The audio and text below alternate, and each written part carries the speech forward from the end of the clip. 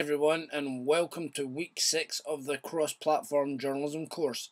Now, this week we're going to be talking about visuals, and obviously, most people, when you think of visuals, just think of a picture to go along with an article or perhaps a screen grab, and pictures have always been powerful. This is from James Burke and the Ethiopia program, which led to Band Aid 1 and 2 and Live Aid and many other things. And it was these images of the children and the condition they were in and how malnourished and how disease-ridden the whole area looked.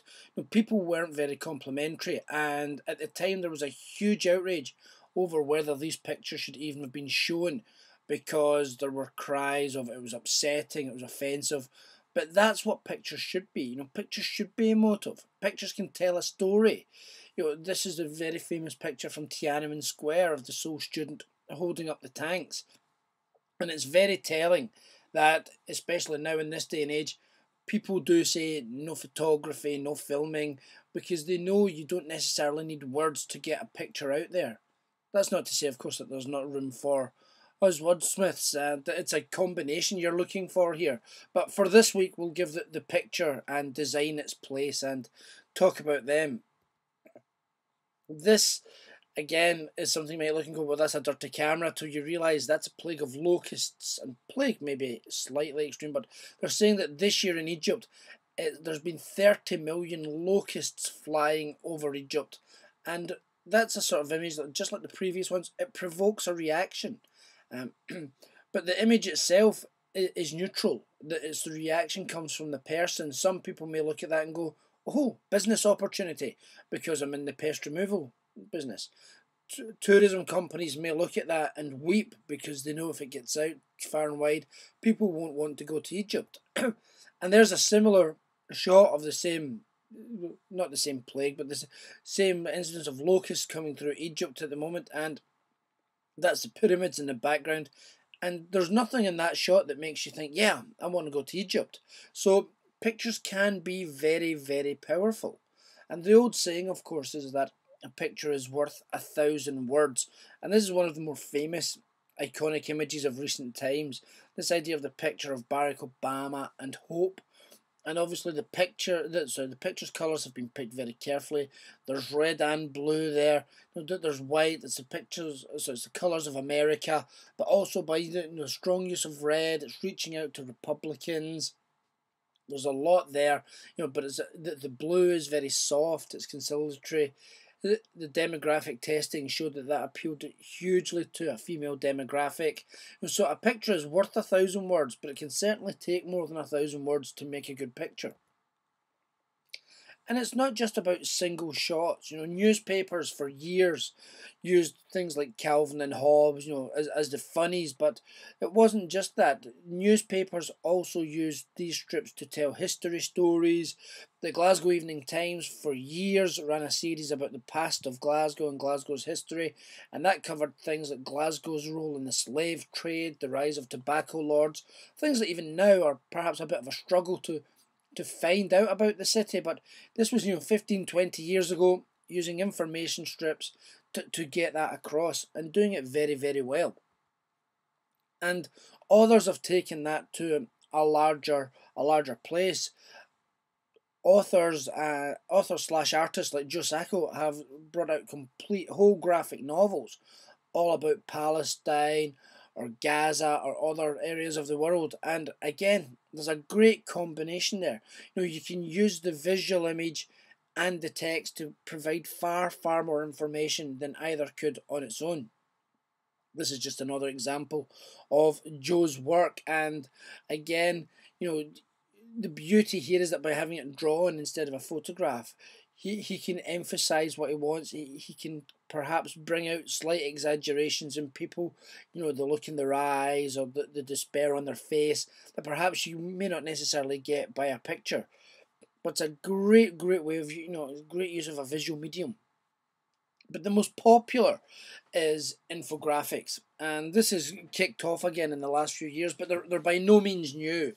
USA Today is a very, very popular source of infographics and was one of the first to do it.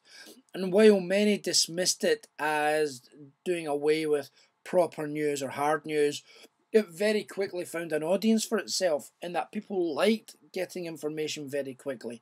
People liked to be able to take in a lot very quickly, rapidly, and you can see a lot there. If you read it, you get more information, but at a glimpse, you get a fair idea of what it's trying to tell you, and you come away informed. You do also have to be very clever with your infographics on watch out for unintended offence. Some people, when this one came out, complained about a potential sexual innuendo in it, and if you've spotted it, that's fine. I hadn't until I had been reading about this image and thought it was worth putting in there just to point out the dangers of these things and how you must always keep a step back from an overall image to make sure, okay, it does the information role, but does it also inform as without offending? But when USA Today came out, the infographic was seen as the peak of the visual image. Newspapers had their pictures and that was it. But that good old thing called the internet has brought along a considerable number of changes. And on the left hand side there you'll see a cat with the text of "I can has cheeseburger." And that's one of the earliest known and one of the most popular references to what are known as lolcats. And lolcats are cats that make you laugh out loud by this seeming contradiction of a picture of a cat and some not random text but bizarre text. No, a cat asking if it can have a cheeseburger, a cat saying it's watching you. The grammatical choices aren't correct, but it's all been done in a certain deliberate style. Even the typeface, I believe its impact, is used now to show a proper lolcat type image. And you may be saying, well, hang on, what's the purpose there for news? And we'll come back to that in a second. The other type image that's been much copied and maligned but used well is the old inspirational picture that had one image and one word under it saying, history, and then under it is what you make it. But very popular, especially in the late 80s and 90s. And again, the web has taken this and adapted it. And this one here is of a Captain Jean-Luc Picard from Star Trek. And just talking about, the idea of the face palm, and that's when you just go, no, that's just a terrible idea. And again, you can use these as storytelling tools and not just for frivolous things. With a bit of thought and a bit of imagination, you can take these and adapt them into leads or as hooks for a story. You don't have to be flippant with it. If there's a flippant angle, fine, but you don't necessarily have to be. But talking of lolcats, and this is one that's slightly offensive, so if you're a very big fan of the royal family in Britain, skip ahead a couple of minutes, but if you've got a strong stomach, hang on in there. This one came out with the Olympics, last year now, the 2012 London Olympics, and the picture is taken from the opening ceremony. And you may go, well, hang on, what's the story here? What's happening? The idea was that, there were lots of British bands playing at the opening ceremony. Iron Maiden weren't one of them. And this came out as a result of that. And you maybe go, well, what does that have to do with a story? How do I make this work as a story? As you see down the bottom, there's a link back there to the site memegenerator.net. Now, you could have a story with something quite impactful and funny like that, and a link to your news story down there. It may be a story you're telling in pictures, it may be video, it may be audio, but you can use this as an attention grabber because lots of people clicked on that, lots of people shared that, and if lots of people see it's a lead into something, not everyone will click it, but you'll get a considerable number of people clicking through to see what the next piece of the story is. But as I say, that the main thing we're going to look at here is the infographic. And just as it started and was brought into the mainstream by USA Today, the web has given it a completely new lease of life. And unlike USA Today, which it would try and have one image or just a couple of images in a factoid, infographics are not constrained online by the same things. There's no dimensions that it needs to fit into. It doesn't need to fit in an 8-inch screen, doesn't need to fit in a 15-inch screen. It doesn't have to only be, 5 centimeters long. It can be 10, it can be 20, it can be 40 centimeters long. There's an incredible amount of variety, and this is a good thing because it keeps it fresh and interesting, but it can also be a challenge when you're trying to share it and refer it to other people. But this is a very straightforward infographic, just talking about infographics, and I think it's a good way of getting the information across. As you'll see from there, there's no one style that wins in an infographic. Some of them are pie charts, some are pictorial, some are line charts, and some are bar charts. Again, when it comes to a typeface, sans serif seems to be the most popular. Serif not so popular, and again, there's a considerable reason for that, and it's probably because sans serif is easier to read on a screen. It's a lot cleaner. The majority of these infographics are created online for online. People aren't expecting you to print it off. They're saying you'll bookmark it, you'll share it on LinkedIn or Facebook or Twitter, and that's how it will work. And things like the countries featured, no great surprises there by demographics, themes, base colours. All this is showing you is that there's a lot there. They can be used for many things. And if you're looking for a bit more background on this infographic, that's a link to it at the bottom. This is I find a really pertinent one. This is a really good one. This is talking about the aftermath of the Haiti earthquake and how it hit, how it impacted. And again, you may go, I could get this in a story. And yes, you could. I mean, off the top of my head, having a quick look at that, there's a definite news story summary in there.